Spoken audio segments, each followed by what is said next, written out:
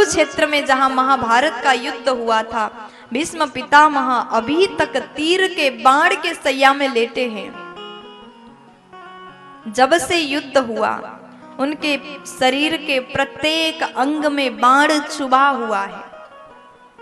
भगवान का इंतजार कर रहे हैं। उनको इच्छा मृत्यु का वरदान है। उनका मन है कि मरते समय भगवान का दर्शन करके मरूंगा। इंतजार कर रहे हैं। भगवान इसी बहाने उनको दर्शन भी देना है और पांडव को उपदेश भी दिलवाना है। पांडव को लेकर के, द्रौपदी को लेकर के, मैया कुंती को लेकर के भगवान कुरुक्षेत्र गए हैं। जैसे भीष्म जी ने अर्जुन को देखा, भीष्म पितामह बोले, अर्जुन अकेले आए हो क्या? तुम्हारा सारथी कहाँ है? भगवान ने रथ चलाया था, अर्जुन के सारथी बने थे महाभारत के युद्ध में। भीष्म जी ने पूछा कि सारथी कहाँ है? अर्जुन बोले, पीछे से आ रहे हैं। भगवान ने जैसे भीष्म जी को देखा, भीष्म जी ने भगवान को देखा। भीष्म जी मन से ही प्रणाम करते। उनका ये भाव है कि प्रभु उठ करके मैं आपका स्तुति नहीं कर सकता, चरण में बंदन नहीं कर सकता, प्रणाम नहीं कर सकता। 56 दिन से तीर के सैया में लेटे हैं। शरीर के प्रत्येक अंग में तीर चुभे हुए हैं। भगवान ने इशारा किया कि इन सब को आप उपदेश दीजिए। तब भीष्म जी ने बड़ा ही दिव्य उपदेश दिया। दान धर्मान राज धर्मान मोक्ष धर्मान विभागसा स्त्री धर्मान भगवा धर्मान समासा व्यासयोगता। भगवान ने उपदेश दिया, धर्म के उपदेश।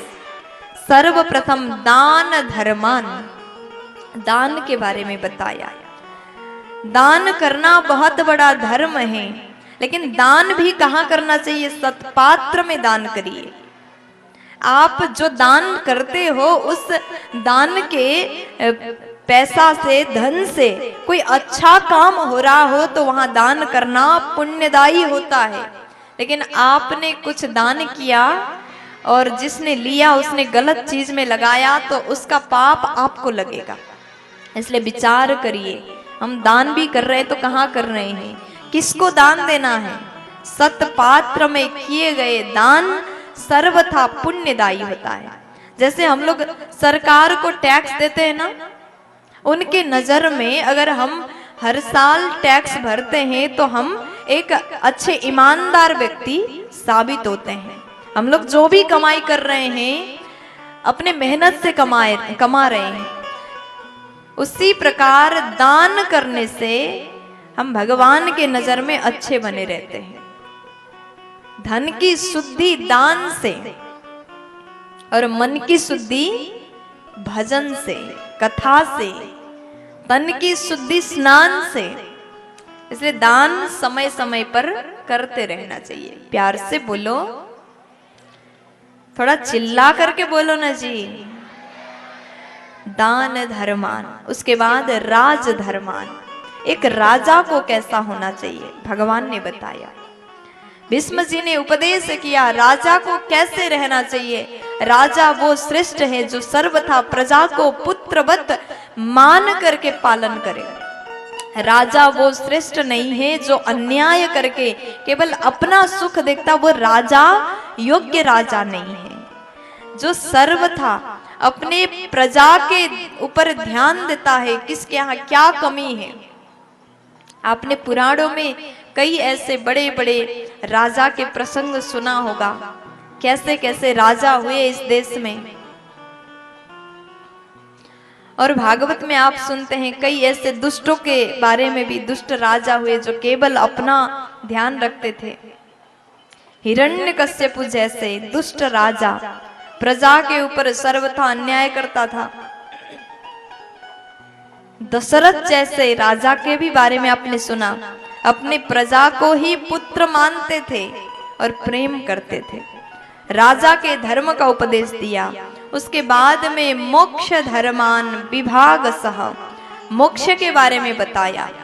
तत्पश्चात स्त्री धर्मान भगवान धर्मान, नारी के धर्म के बारे में बताया। नारी को कैसे रहना चाहिए, नारी का भी अपना धर्म होता है। अगर नारी अपने मर्यादा में रहे तो आपको सब सम्मान देते हैं। हम लोग ये तो कहते हैं कि नारी सर्वथा सम्मानीय है, पूजनीय है। सच में नारी सम्मानीय है, लेकिन उस सम्मान को सदैव रखने के लिए नारी को भी अपने मर्यादा में रहना जरूरी है।